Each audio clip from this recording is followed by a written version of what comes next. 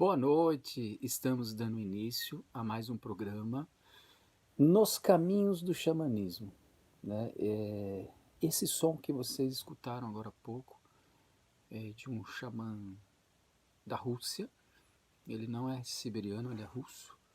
Esse tipo de som, ele é produzido tanto pelos homens quanto pelas mulheres, e o que nos chama a atenção, mesmo sendo essa mulher uma garota, né, ou sendo esse homem um garoto, essa voz que a gente escutou é de um homem de meia idade. Independente da idade, o timbre grave desse som produzido é o mesmo. É muito interessante. De uma certa maneira, esse tipo de canto ou de som, né, é como se fosse para que eles despertassem uma comunicação com os espíritos. E vale lembrar que no xamanismo sempre essa ideia ou compreensão do espírito não é a mesma compreensão e o mesmo entendimento e o mesmo território que no espiritismo. Essa relação do espírito, essa relação no espírito, no xamanismo, diz respeito a várias questões. Então, o espírito pode ser uma pessoa que morreu, né?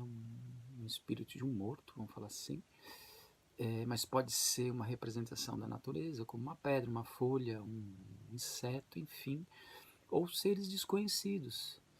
Então, quando eles exercem esse tipo de canto, já é como se eles estivessem comunicando que eles estão indo de encontro a essa realidade. Isso é algo que chama muita atenção. Então, lá para frente, em algum programa, eu vou tratar sobre isso. Mas, antes de mais nada, quero agradecer a presença de todos, né, que tiveram no último e primeiro episódio Nos Caminhos do Xamanismo. Espero que tenham gostado. Eu deixei algo muito no ar, propositalmente, e hoje eu vou deixar de novo, com certeza, quando eu falo da ausência e da presença do humano. Eu vou retomar sobre isso. Eu deixei um pouco vago para que vocês fiquem pensando na realidade. O que se trata isso? O que quer dizer isso? Ótimo, beleza? Bom, antes de começar a falar um pouco do tema e do próprio título que vai ser esse episódio, eu quero agradecer algumas pessoas. Primeiramente, a Cris Pascoal, que me conferiu, através de um convite, a confiança de estar aqui com vocês falando sobre um tema cultural que diz respeito à nossa espécie humana, muito complexo, muito difícil até mesmo de a gente entender de uma certa maneira, mas ao mesmo tempo é um assunto inesgotável, que é o xamanismo, né? E que se apresenta em culturas tão diversas ainda hoje no planeta.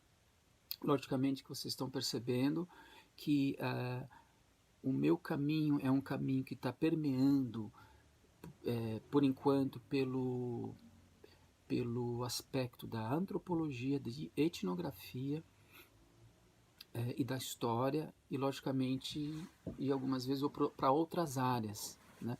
Então as referências, hoje eu vou fazer uma coisa que eu esqueci no outro programa, que indicar alguns livros e demonstrar algumas referências de estudos para vocês. Então esse é meu caminho. Então agradeço em especial a Cris Pascoal por essa oportunidade.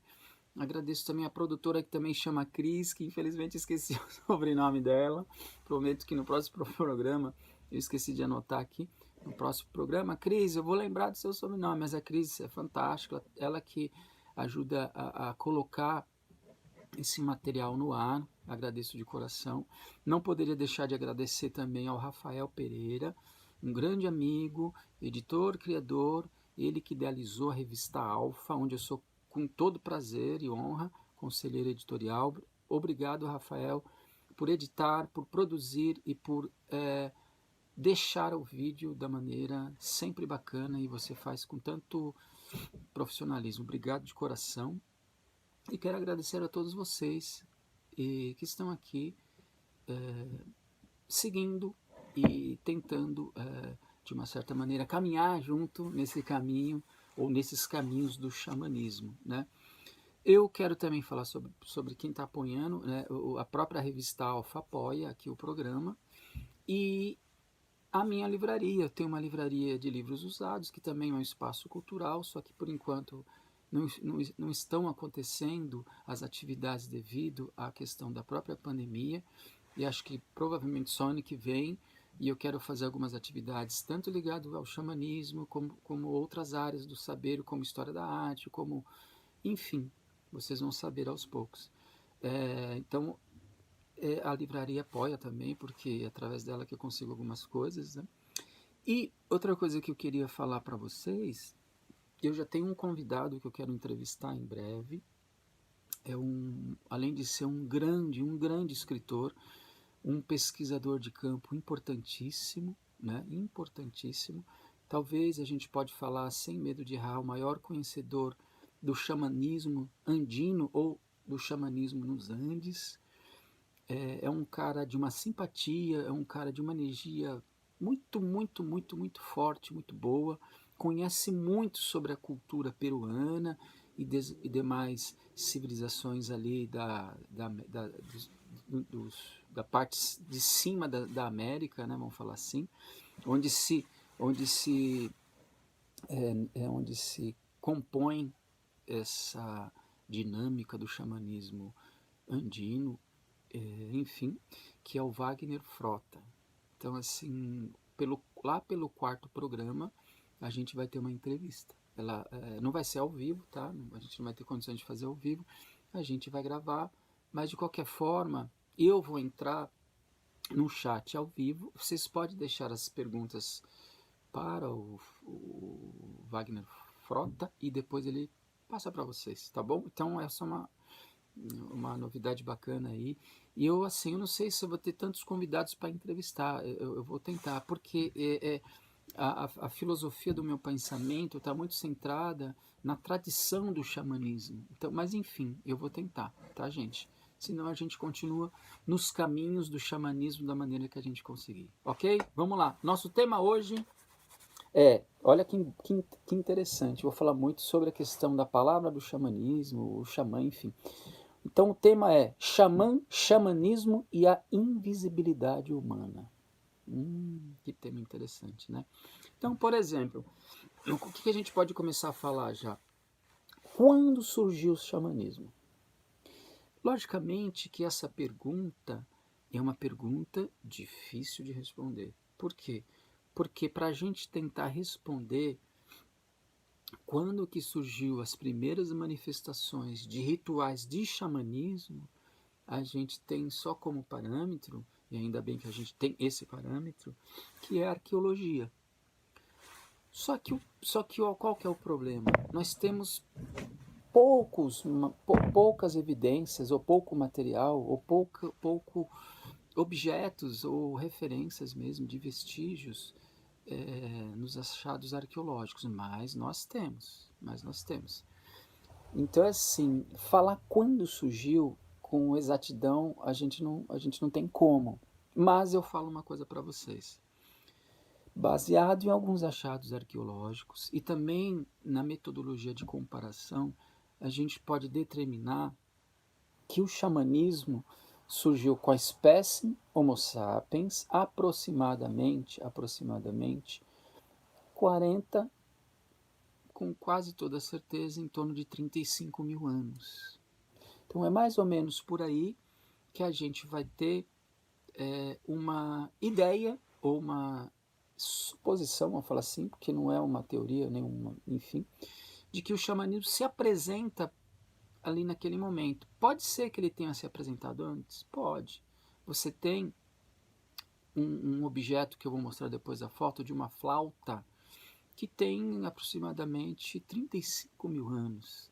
E nós temos também um pequeno artefato, na realidade uma pequena estatueta, que tem aproximadamente o tamanho da palma da mão de um homem-leão. Olha que interessante, cabeça de leão, corpo de um ser humano. Então essas duas figuras E fora as Vênus, você tem uma das Vênus mais antigas, que eu também mostro para vocês a foto depois, que gira em torno de 35 para 38 mil anos. Então, esses objetos, que tudo indica que tem uma relação muito forte com a tradição do xamanismo, nos dá, então, uma referência de que talvez ali nesse presente momento se apresenta o xamanismo. Além de a gente tentar entender quando surge o xamanismo na história da humanidade, a gente também pode questionar ou refletir sobre o que fez surgir o xamanismo. É uma pergunta fácil de ser respondida? De forma alguma. É tão difícil quanto a primeira, mas a gente pode ter algumas questões para tentar entender como que surgiu. O vídeo, o vídeo não, o programa anterior, de uma certa maneira, eu dei algumas pistas ali.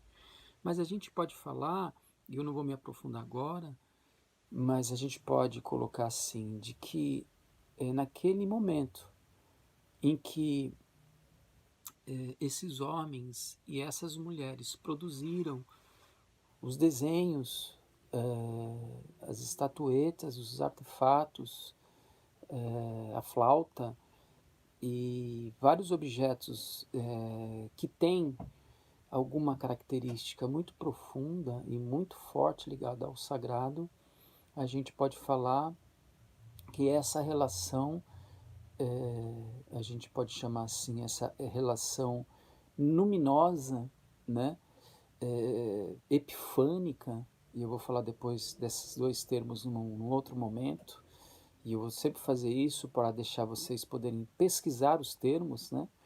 Então, assim, essa epifania e essa experiência luminosa se apresenta nessa relação. Porque aparentemente, tá, gente? A gente não pode afirmar, aparentemente os Neandertais não tinham uma forte, pelo menos em alguns achados arqueológicos, na maioria que se tem sobre os Neandertais, vestígios de que ele praticava o xamanismo. Existiam alguns rituais alguns rituais de, de sepultamento, mas não tinha ali presente algo tão característico e que poderia nos dar uma referência forte para falar que eles praticavam o xamanismo. Agora, nos Neandertais já se apresenta de uma maneira bem evidente, e num outro programa eu vou mostrar isso, tá? Em outro programa. Então, assim, deixa eu só tomar um gole de um negócio aqui.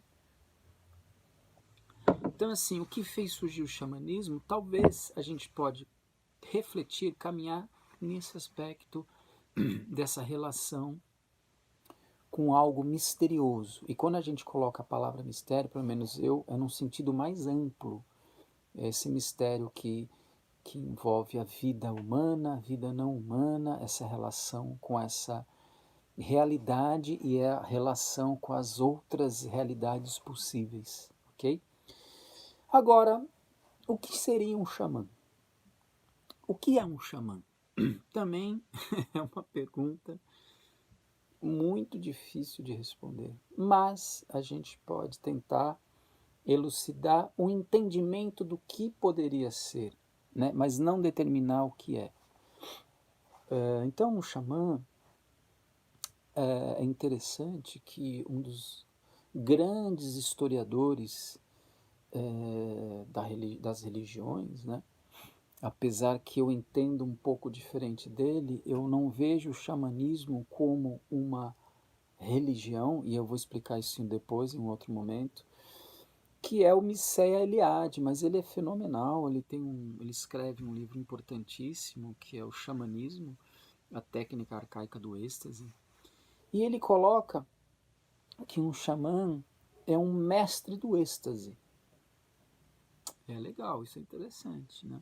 Porque o próprio título do livro dele certifica de que o xamanismo seria, então, as técnicas arcaicas do êxtase.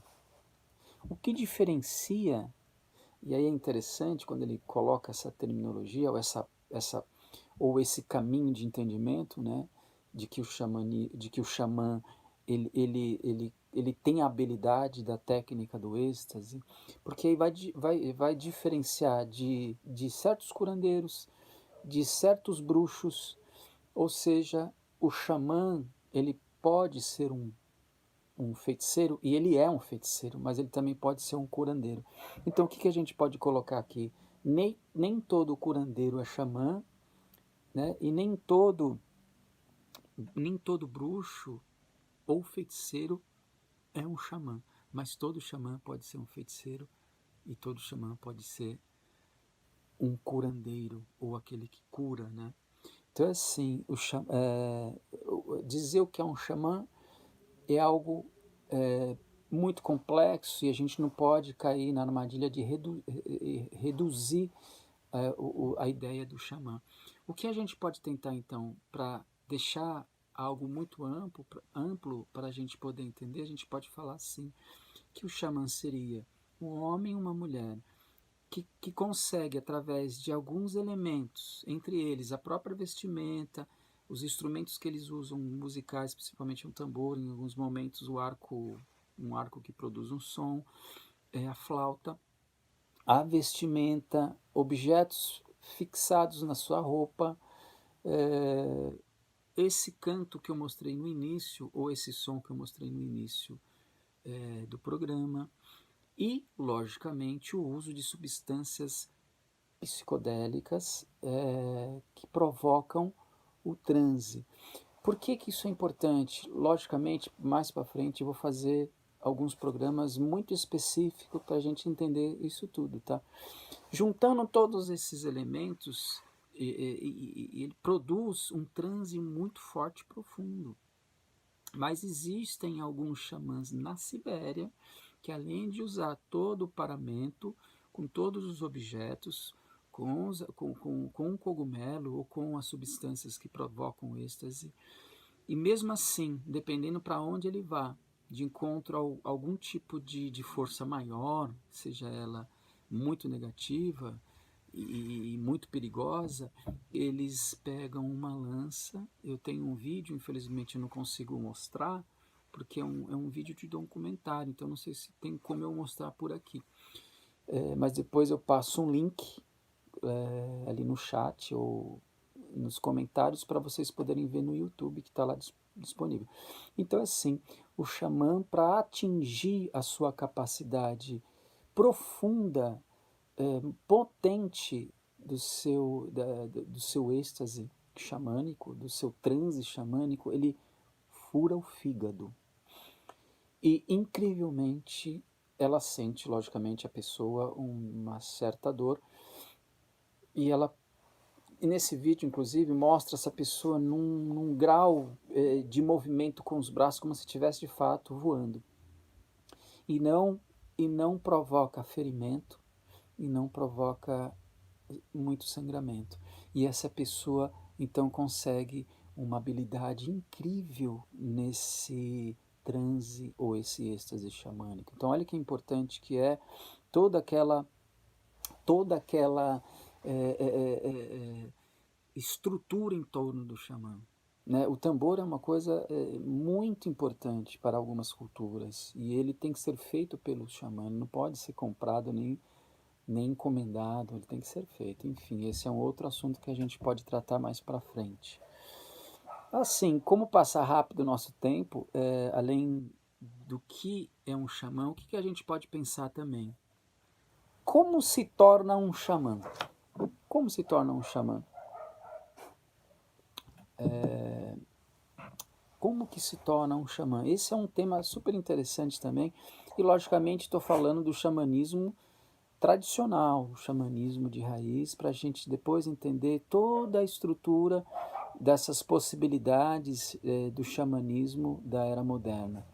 Então eu vou mais por aqui primeiro, para a gente entender esse percurso, esses caminhos que a gente vai fazer. Mas vai demorar um pouquinho para a gente chegar lá, porque é muito material, é inesgotável o assunto sobre o xamanismo.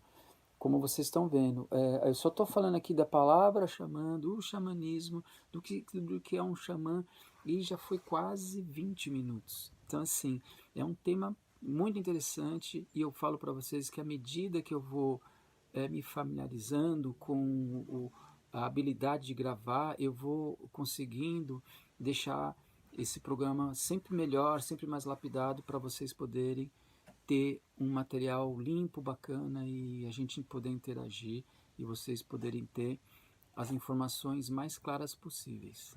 Tá bem? Então, assim, como se torna um xamã? É isso aí. Como se torna um xamã? Olha, nós podemos pensar assim na tradição que um xamã ele pode se apresentar, que um indivíduo, uma pessoa, seja ele homem ou mulher, pode se apresentar como um xamã pela espontaneidade, que é mais raro. O que seria isso? Sem explicação, por algum motivo não explicável, por algum mistério, por alguma intenção, esse indivíduo, essa pessoa, ela começa a ter habilidades que traz muito incômodo para ele. E ele começa, então, alguns exemplos que eu posso dar, por exemplo, eles têm sonhos, sonhos com morte, sonhos com espíritos, sonhos com realidades não humanas, sonhos enfim, de repente também essa pessoa ela começa a exercer um exímio contador de história, ou de alguma maneira ali na sua aldeia, se for o caso, de um povo mais afastado, num grupo indígena, ele começa a exercer a cura, ou seja, pela espontaneidade. Elementos que se apresentam de fenômenos em torno do seu corpo, ou com o seu corpo, faz com que ele tenha alguns indícios de que ele possa ser um xamã. Então, nessas culturas tradicionais, sejam elas indígenas ou sejam elas povos mais antigos, de tradição antiga, o xamã chefe ali, o xamã mais velho, vamos falar assim, percebendo essas características nesse indivíduo, ele convida então essa pessoa a fazer alguns procedimentos rituais para ver se ele pode de fato exercer a função do xamã. Então, um dos aspectos interessantes é através da espontaneidade, que logicamente é algo um pouco mais difícil, um pouco mais raro, mas pode acontecer, isso é bem interessante. A outra maneira de se tornar um xamã é através da hereditariedade, ou seja, por exemplo, existem algumas culturas na África, se eu não me engano, a cultura Zulu, eles passam de sangue. Então, assim, pode ser de pai para filho ou para filha, né? Ou pode ser de avô para neto ou para neta, ou de mãe para filho, para filha, ou de avó para neta, para neto. Ou seja, o que importa ali é o sangue. Agora, se por algum motivo nesse percurso familiar, no momento que esse homem, essa mulher, enquanto ainda próxima à adolescência, ela não pode exercer por algum motivo, ou ela morre, ou enfim, eles têm que delegar alguém, seja um primo, uma prima, enfim, tem que ser alguém da família. Porque assim, para manter então essa questão mesmo da tradição entre eles. Logicamente que por algum movimento desconhecido de nós ocidentais, essas pessoas que são escolhidas já traz, de uma certa maneira, a gente pode falar assim, talvez exagerando um pouco ou não, né? Algo muito característico no seu DNA. E eles vão sondando, logicamente, eles vão sondando, né? Os matriarcas ali, ou as matriarcas, vamos falar assim, os grandes xamãs já vão sondando. Então, olha, eles falam, é aquela pessoa ali. Parece que eles têm alguma coisa que dá pra gente. E esse movimento para que eles de fato exerçam a função de uma maneira prática e os rituais que eles fazem para chegar nessa função é algo nada muito assim agradável. Uma hora a gente vai conversar sobre isso, nada agradável. Depois eu conto sobre, vamos deixar um pouco no ar. Então assim, espontaneidade, hereditariedade e tem uma outra também que é interessante, que é a decisão pessoal. Essa é algo muito mais difícil. Então ele não tem aparentemente aqueles fenômenos espontâneos, né, que caracteriza a ideia de que ele possa ser um xamã, e ele não tem também, dentro dessa estrutura, parentesco, sangue, essa cultura ela não tem esse meio hereditário através do sangue. Então, assim, em determinadas culturas, algum indivíduo ou indivídua decide ser xamã porque ela quer ser xamã. Aí ele passa por um processo muito, muito, muito mais rígido e ele pode, de fato, provar que ele é um xamã. Um caso, talvez, que a gente pode falar é daquele credo mútua, que vocês provavelmente já ouviram falar no YouTube. Ele fala até sobre alienígena e tal. O credo mútua é um xamã que teve uma decisão pessoal forçada, né? Uma hora a gente conta essa história, porque ele não é um, porque assim, na cultura dele, que é a cultura judô, é por sangue, né? Mas a menina foi morta, a menina que seria a pessoa que ia assumir a função do xamã ou da xamã mais importante ali, e aí delegam o credo mútua, porque o credo mútua já praticava cura. Olha que interessante. E ele não tinha elementos muito fortes de espontaneidade. Quando ele passa pelo processo rígido de se tornar um xamã por decisão pessoal, que apresenta, estoura, como se a chave ali fosse aberta, ele então vira um grande xamã. E a outra forma de se tornar um xamã é pela eleição do clã. Existe ainda algumas culturas afastadas da nossa sociedade mais contemporânea, ou sociedade tecnológica, vamos falar assim, né? E existe ainda assim. Até, só para vocês terem uma ideia, na Rússia, até no período de Stalin e Lenin, se tinha clãs, mesmo as pessoas já vivendo a modernidade. Só que com a chegada desses regimes totalitários, os xamãs eram decapitados, olha que absurdo, ou eles eram pegos e queimados em vala. E aí não tinha como esse clã ter o tempo de restabelecer a estrutura para dar continuidade. O que eles deveriam fazer então? Alguns, pelo que a gente sabe na história, fugiram para poder manter esse clã forte, mas a maioria foi, infelizmente, jogado nas valas, na maioria das vezes queimado ou decapitado, gente. É uma coisa assim forte, né? Então, para a gente entender como se faz para tornar um xamã, é mais ou menos por aí, por esse caminho na tradição, né? Agora, o que é um xamã de fato? Um xamã foi por muito tempo chamado como medicine man, ou um feiticeiro. Até o próprio Mircea Eliade, ele levanta essa questão no seu livro de O Xamanismo, a Técnica Arcaica do Êxtase. E o que o xamã é? O que o xamã é, então? O que ele pode ser? Ele é um psicopombo. O que é um psicopombo? É aquele que consegue, através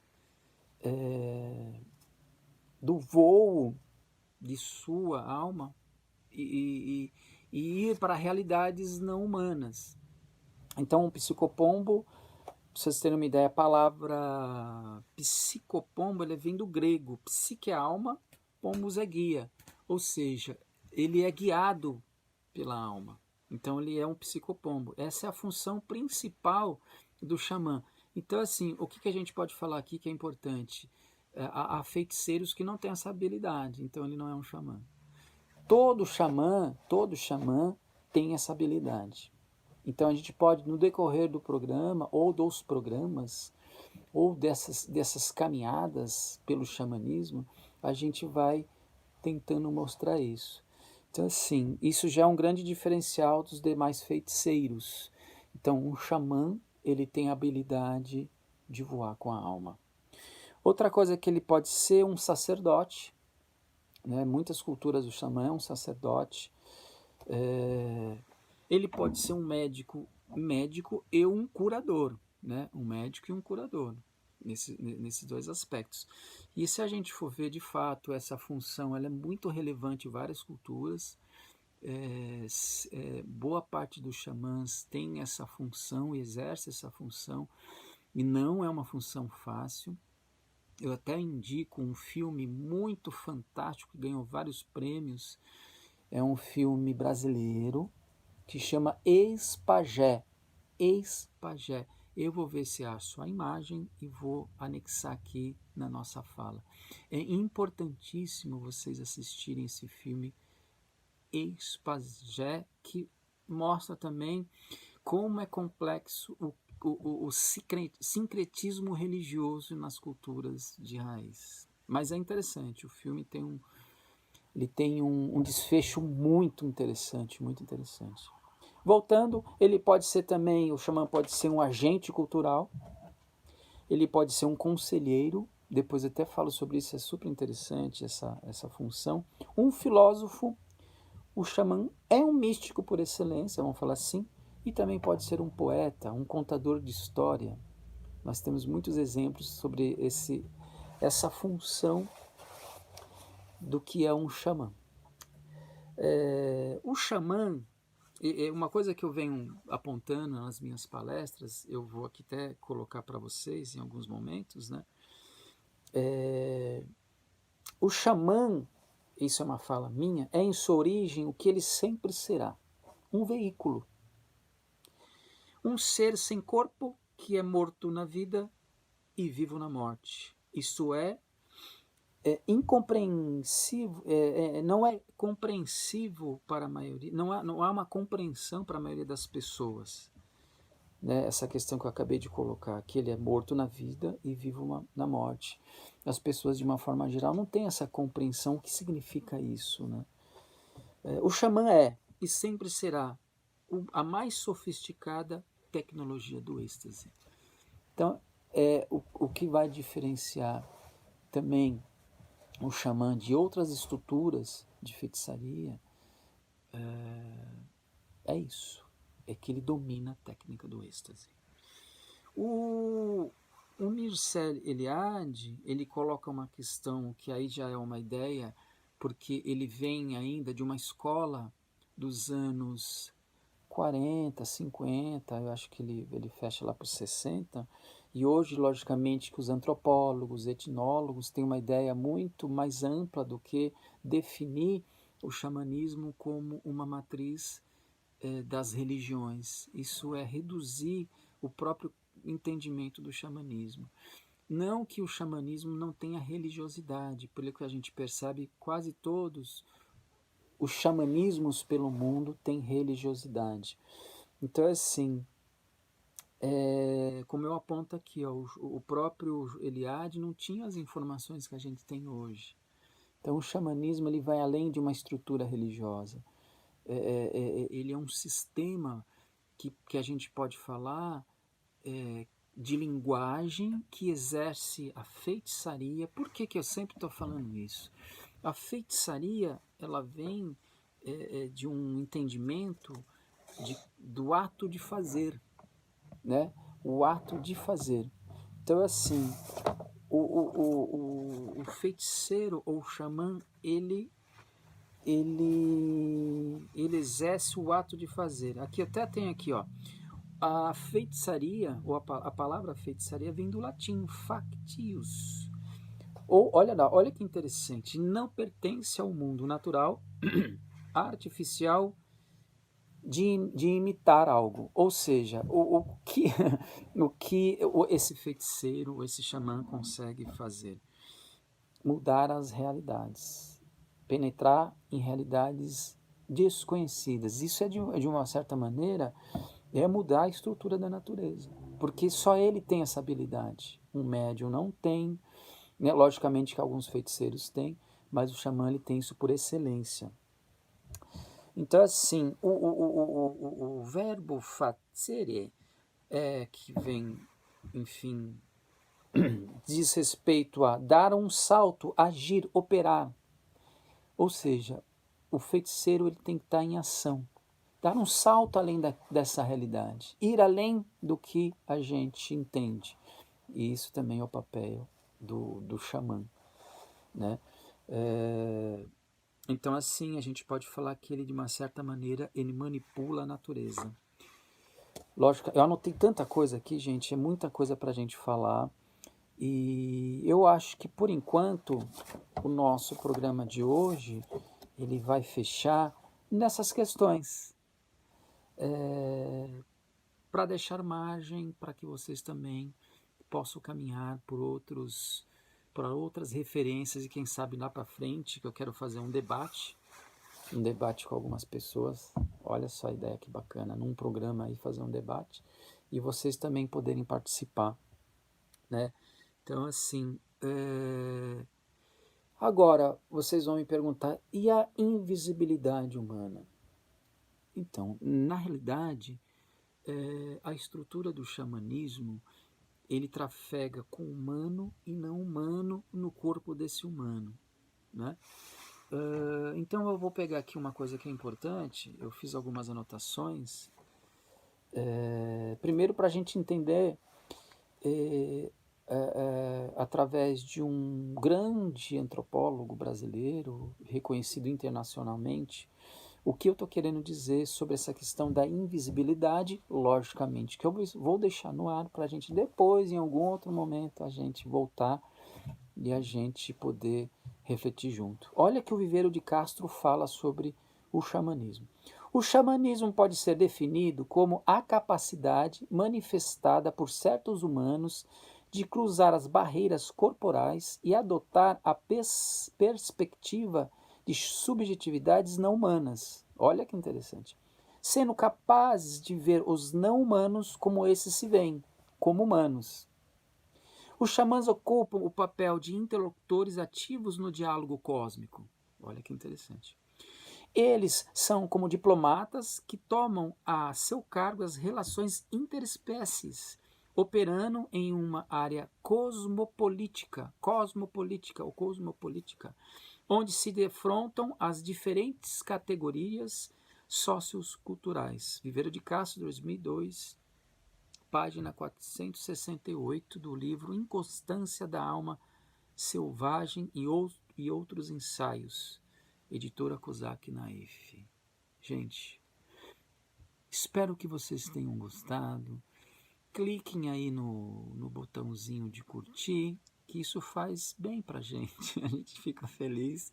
Inscrevam no canal, que também faz da gente mais alegre ainda, porque o nosso objetivo é a gente estar aqui para compartilhar com vocês essas informações todas. Então, assim, eu vou deixar todas as informações das minhas redes sociais aqui para vocês poderem dialogar comigo, fazer algumas perguntas e a gente caminhar junto nessa estrutura tão fantástica que é o xamanismo. Agradeço novamente a Cris Pascoal, a Cris que eu esqueci o nome, que no próximo programa eu vou lembrar, que é a produtora, ao Rafael Pereira, obrigado meu amigo, sempre pelo empenho, eu sei que o seu tempo é tão curto e você aí faz de tudo para deixar o meu programa tão fantástico. Agradeço ao público, a vocês que deram um tempinho da sua vida para ficar assistindo aqui, eu falar com vocês. Eu digo para vocês, eu tenho assim uma paixão, uma dedicação, um amor mesmo pela liberdade, pela oportunidade de falar sobre esse tema. E depois, no decorrer de alguns programas, eu vou falar sobre algumas questões que aconteceram comigo e vocês vão entender por quê. Eu até falei para vocês no programa anterior que uma hora eu vou contar a história dessa máscara aqui atrás, que é uma história incrível. Para vocês, eu desejo assim sabedoria. Estudem, pesquisem, estudem sobre a espécie Homo sapiens, que é fascinante. Logicamente que nós cometemos erros tão graves, mas nós fizemos no decorrer de nossa história coisas tão fantásticas. E eu falo para vocês, nós somos seres brilhantes e uma das referências para a gente ser o que nós somos vem do próprio xamanismo.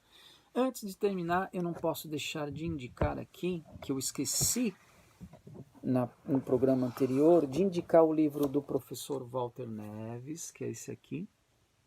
Olha que legal. A Origem do Significado, que eu usei no programa anterior. Outro dele importantíssimo, Como Nos Tornamos Humanos, que é um livro fenomenal, também do Walter Neves, e outros pesquisadores com ele aqui, tem os nomes deles aqui, a gente não pode esquecer. A Mente da Caverna, que também abordei, e eu vou voltar a falar sobre esse tema logo logo, tá bom?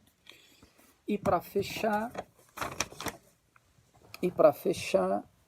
eu não posso deixar de mostrar esse livro maravilhoso aqui. Ok, gente? Um abraço apertado e um sorriso dobrado para todos vocês. Obrigado! Até o próximo programa. Não deixe de curtir e seguir a gente. Fico muito feliz mesmo. Fico muito feliz e até a próxima nessa caminhada ou nesses caminhos do xamanismo.